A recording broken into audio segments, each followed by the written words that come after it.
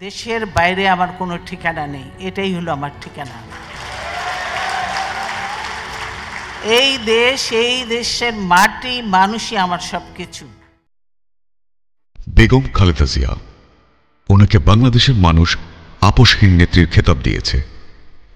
কেন ওনাকে এই খেতাব দেওয়া হলো তা হয়তো জানে না এখনকার প্রজন্ম। গত 16 বছরে সর্বোচ্চ চেষ্টা করা হয় দেশের ইতিহাস থেকে জিয়া পরিবারের ভূমিকা মুছে ফেলার জন্য।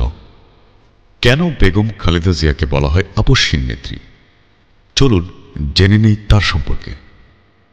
বাংলাদেশে বহুদলীয় গণতন্ত্রের প্রবর্তক শহীদ প্রেসিডেন্ট জিয়াউর রহমান বিগত আওয়ামী লীগ সরকারের সময়ে নিষিদ্ধ সকল রাজনৈতিক দলকে পুনরায় রাজনীতিতে ফিরে আসা তথা মত প্রকাশের সুযোগ করে দিয়েছিলেন, যার ফলে 1981 সালে 6 বছর নির্বাসিত জীবন কাটানোর পর দেশে ফিরে আসার সুযোগ পান স্বৈরাচারী খুনি শেখ হাসিনা। খুনি হাসিনা দেশে প্রত্যাবর্তন করার মাত্র কয়েকদিনের মাথায় রহস্যজনকভাবে নির্মম হত্যাকাণ্ডের শিকার হন বাংলাদেশের ইতিহাসে সবচেয়ে সফল এবং জনপ্রিয় রাষ্ট্রপতি শহীদ জিয়াউর রহমান। এরপর ক্ষমতা দখল করেন আরেক স্বৈরাচার হোসাইন মোহাম্মদ এরশাদ। সে সময় একযুগে গণতন্ত্র পুনরুদ্ধারে মাঠে নামে আওয়ামী লীগ, বিএনপি ও জামায়াত ইসলামী। আওয়ামী লীগ ও জামাত ইসলামী সে সময় জনগণের আশা আকাঙ্ক্ষার সাথে প্রতারণা করে স্বৈরাচার এরশাদ আয়োজিত 86 নির্বাচনে অংশগ্রহণ করে। সে সময় দেশের ক্ষুব্ধ জনতা আওয়ামী লীগকে জাতীয় বেঈমান বলে আখ্যা দেয়। সেবার জাতীয় পার্টি আওয়ামী লীগ বা জামাত ইসলাম নির্বাচনে অংশগ্রহণ করলেও বিএনপি নির্বাচন বয়কট করে। সেই সময় থেকেই বেগম খালেদা জিয়াকে দেশের মানুষ আপোষহীন নেত্রী বলে আখ্যায়িত করে। 86 নির্বাচনে অংশ না নিলেও বেগম খালেদা জিয়া তথা বিএনপির জনপ্রিয়তা তুঙ্গে উঠে যায়। 90-এ এরশাদের পতন হলে তত্ত্বাবধায়ক সরকারের অধীনে অনুষ্ঠিত হয় জাতীয় নির্বাচন।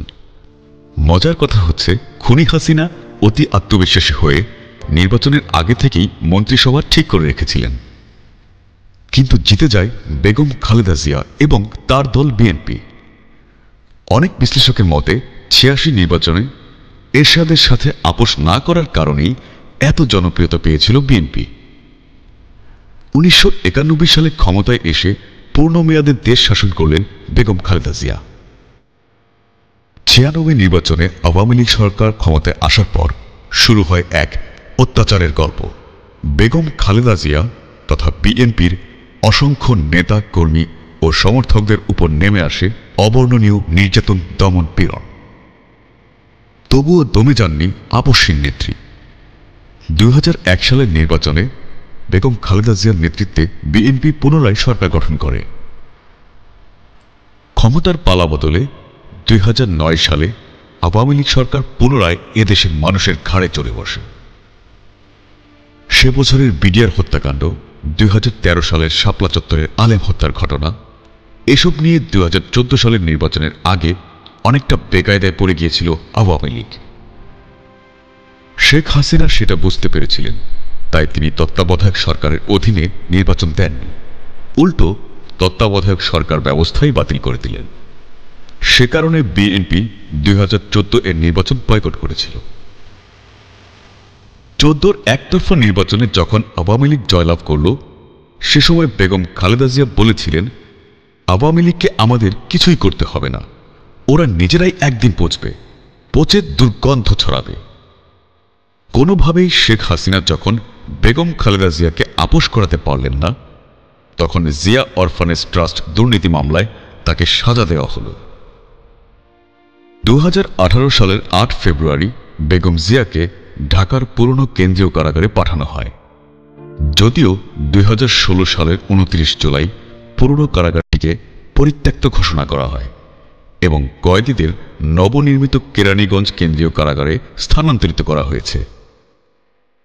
2018-তে পুরনো কেন্দ্রীয় কারাগারে বেগম খালেদা জিয়া ছাড়া আর কোনো কয়েদি ছিল না। 38 একর জায়গার উপর অবস্থিত এই কারাগারে একমাত্র বন্দী ছিলেন তিনি। 2014 সালের পর আওয়ামী লীগ সরকারের অধীনে আরও দুটি নির্বাচন অনুষ্ঠিত হয়। 2018 সালের জাতীয় নির্বাচনে বিএনপি অংশগ্রহণ করলেও অনিয়ম আর কারচুপির কারণে নির্বাচন বর্জন করে।